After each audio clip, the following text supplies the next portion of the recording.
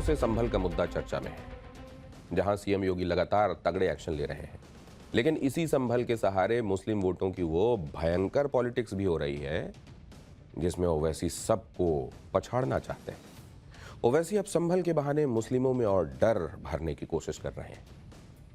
लेकिन ओवैसी की परेशानी ये भी है कि संभल यूपी में है, जहां सीएम योगी का राज, और सीएम योगी ने साफ कर दिया है कि संभल में जो भी कानून के दायरे में किया जाएगा वो किया जाएगा, खम ठोक कर किया जाएगा। और इसीलिए ओवैसी हैदराबाद में बैठे बैठे भड़काऊ बयान दे रहे हैं। ओवैसी की तरह एनडी गठबंधन भी मुस्लिम वोट के लिए खुलकर वक्फ बिल और वर्शिप एक्ट का विरोध कर रहा है।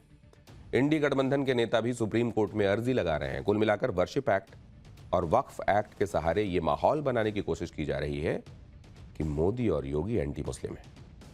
देखिए, असल में ओवैसी कह रहे हैं कि वक्फ बिल से मस्जिदों को छीन लिया जाएगा।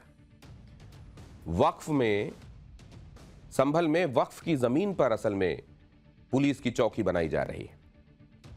ओवैसी ने वर्शिप एक्ट के समर्थन में एससी में याचिका डाली है। इंडी गठबंधन भी वक्फ बिल का विरोध कर रहा है। वर्शिप एक्ट के समर्थन में एससी जा सकता है, सुप्रीम कोर्ट जा सकता है इंडी गठबंधन। यानी सभी को यह दिख रहा है कि वक्फ बिल और वर्शिप एक्ट के सहारे मुस्लिमों के वोट को हासिल करने की खुली लड़ाई चल रही है। जबकि दूसरी तरफ वक्फ और वर्शिप एक्ट के जरिए जिन हिंदू प्रतीकों को अब तक छिपाया गया था वो धीरे धीरे सामने आते जा रहे हैं। उसकी चर्चा तेज हो रही है। जैसे संभल में आप देख ही रहे हैं, सीएम योगी के एक्शन का नतीजा, जिस तरीके से अतिक्रमण हटाए जा रहे हैं, पुराने प्राचीन हिंदू प्रतीक सामने आते जा रहे हैं, उससे ओवैसी भी घबराए हुए हैं और अचानक सुप्रीम कोर्ट पहुंच गए हैं। लेकिन हुआ क्या है इसमें सुप्रीम कोर्ट में, आज क्या हुआ वो देखिए। ओवैसी ने वर्शिप एक्ट लागू रहने के समर्थन में सुप्रीम कोर्ट में याचिका लगाई है। सुप्रीम कोर्ट ने ओवैसी की याचिका को स्वीकार कर लिया है।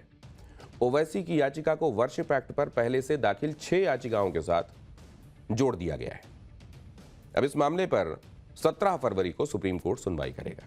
इससे पहले 12 दिसंबर को वर्शिप एक्ट पर सुप्रीम कोर्ट में सुनवाई हुई थी और तब सुप्रीम कोर्ट ने केंद्र सरकार से 4 हफ्तों के अंदर जवाब मांगा था। सुप्रीम कोर्ट ने कहा था कि केंद्र सरकार का जवाब आने से पहले सुनवाई नहीं करेंगे। वर्शिप एक्ट हो या फिर वक्फ बिल, ओवैसी ऐसा माहौल बना रहे हैं जैसे मुसलमानों पर कितना अत्याचार हो रहा है।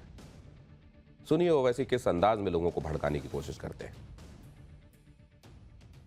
हम पुकार कर कह रहे थे, आज भी कह रहा हूं, वो वक्फ का बिल इसलिए लाया गया ताकि मुसलमानों से उनकी मसाजिद को छीन लिया जाए, ताकि मुसलमानों से उनकी दरगाहों को छीन लिया जाए, कब्रस्तानों को छीन लिया जाए, यतीम खानों को छीन लिया जाए।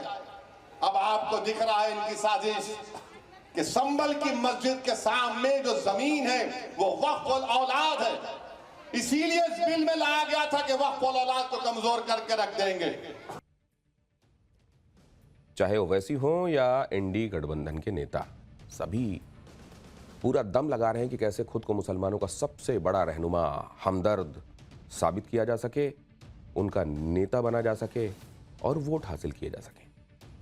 संभल में हिंसा क्यों हुई, किसने पत्थरबाजी की, इस पर बात नहीं होती। इस पर बात करने के बजाय मुस्लिम वोट के लिए अलग ही तरह की राजनीति चल रही है। अखिलेश यादव ने संभल के मुद्दे को संसद में उठाया, संभल के सांसद जियाउर रहमान बर्क को संसद में अपने पीछे बिठाया, जिससे एक संदेश जा सके, मैसेजिंग हो सके। लेकिन अब ओवैसी खुलकर संभल के सहारे मुस्लिम राजनीति कर रहे हैं। संभल के सहारे ओवैसी यूपी में खुद को मजबूत करने की कोशिश कर रहे हैं। आरोप लगा रहे हैं कि संभल में वक्फ की जमीन पर पुलिस चौकी बन रही। संभल की जामा मस्जिद में सर्वे को वर्शिप एक्ट का उल्लंघन बता रहे हैं। संभल के सहारे वक्फ और वर्शिप एक्ट के जरिए मुस्लिम वोट हासिल करने की कोशिश कर रहे हैं। ओवैसी का असल में गेम प्लान जो है ना वो बड़ा सिंपल है।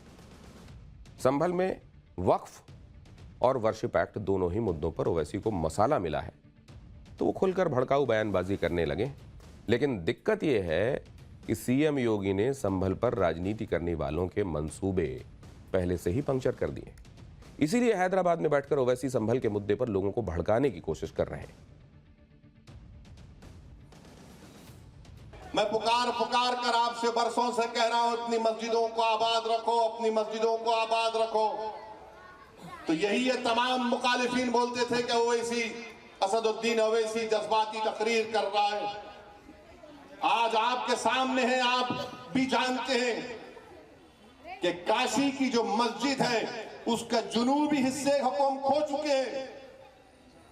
मस्जिद में नमाज नहीं हो रही है, कुछ और चीज हो रही है। काशी में जो वजू खाना है उसको बंद कर दिया गया है। मथुरा की ईदगाहों पर ललचावी नजरें लगा कर बैठे हैं। संभल की मस्जिद का किस्सा आपके सामने है। एक ही दिन में केस पड़ता है, 1.5 घंटे में ऑर्डर हो जाता है, 1 घंटे के अंदर सर्वे हो जाता है और 5 लोगों को गोली मारकर शहीद कर दिया जाता है। ओवैसी की तरह अखिलेश को भी आप लगातार संभल की बात करते देख रहे हैं। संभल में मारे गए लोगों के परिजनों को समाजवादी पार्टी ने 5 लाख रुपए के चेक भी बांटे हैं। संभल में हो रही खुदाई और सर्वे से अखिलेश यादव को बड़ी तकलीफ हो रही है। अखिलेश तो यहां तक कह चुके हैं कि सीएम आवास में भी एक शिवलिंग है, वहां भी खुदाई होनी चाहिए। अब आप खुद सोचिए, अपने वोट बैंक के लिए क्या क्या करना पड़ रहा है, क्या क्या बयान दिए जा रहे हैं। ओवैसी ने वक्फ की जमीन पर पुलिस चौकी बनाने का आरोप लगाया तो अखिलेश की पार्टी कैसे पीछे रहती। सपा के पूर्व सांसद एसटी हसन ने यही बात दोहराई। एसटी हसन ने तो यहां तक कह दिया कि संभल में पुलिस चौकी क्या बना रहे हैं, वहां मिलिट्री छावनी बना दीजिए। सुनिए। देखिए, मेरे सूत्रों से भी मुझे मालूम हुआ है कि वो वक्फ बोर्ड की जमीन है, वहां तो उसका रजिस्ट्रेशन हुआ हुआ है। ये तो एक राजशाही के जमाने में जो होता था, जैसे बादशाह लोग होते थे, जहां उन्होंने उंगली रख दी वो जमीन उनकी हो गई। इसी तरह से आजकल हमारा संभल का प्रशासन भी इसी तरह से काम कर रहा है। इस तरह से जैसे सुनने में आया है कि एक जगह ही नहीं बल्कि संभल में हर मोहल्ले में चौकियां बनेंगी। तो मेरे ख्याल से तो मिलिट्री की पोस्ट बना दी जाए और छावनी में तब्दील कर दिया जाए संभल को। आखिर ये क्या तमाशा है। इधर ओवैसी और इंडी गठबंधन के नेता संभल पर राजनीति कर रहे हैं तो दूसरी तरफ संभल में कानून व्यवस्था के मुद्दे पर सीएम योगी ऐसा बंदोबस्त कर रहे हैं कि लोग हैरान हैं।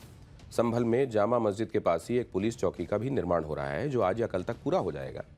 इस पुलिस चौकी को सत्यव्रत पुलिस चौकी कहा जा रहा है और इसी पुलिस चौकी पर ओवैसी आरोप लगा रहे हैं कि ये वक्फ की जमीन पर बन रही है। ओवैसी और अखिलेश आरोप लगाते रहे लेकिन चौकी का काम नहीं रुका। युद्ध स्तर पर चौकी का काम हो रहा है, वॉर फुटिंग पर। आज चौकी पर लेंटर यानी छत बनाने का काम भी हो गया। पुलिस चौकी के बाहर पेड़ भी लगा दिए गए। माना जा रहा है कि कल तक पुलिस चौकी पर गेट और बोर्ड भी लग जाएगा। संभल से ये ग्राउंड रिपोर्ट।